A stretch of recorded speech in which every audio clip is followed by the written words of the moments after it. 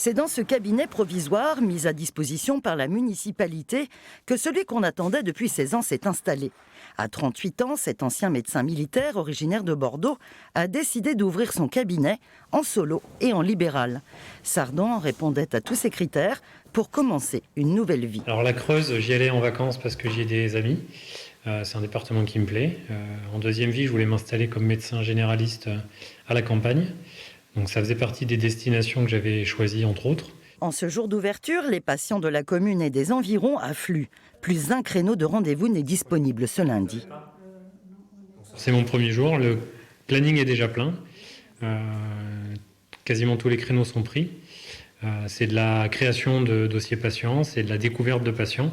Donc c'est fastidieux, mais voilà, je suis content de pouvoir commencer enfin ma deuxième vie. La première prise de contact avec la municipalité remonte à avril dernier, suite à une annonce postée sur Internet.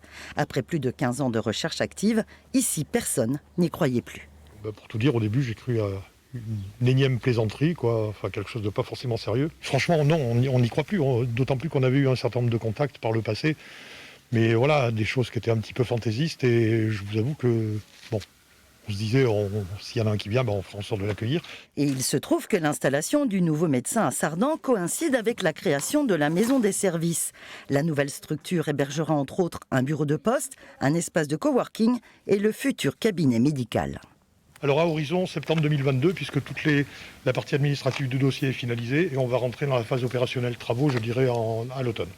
Alors l'automne ou en fin d'année, on a à peu près une durée de travaux de 6-7 mois. Coût global de l'opération, 400 000 €, dont 80% de fonds publics.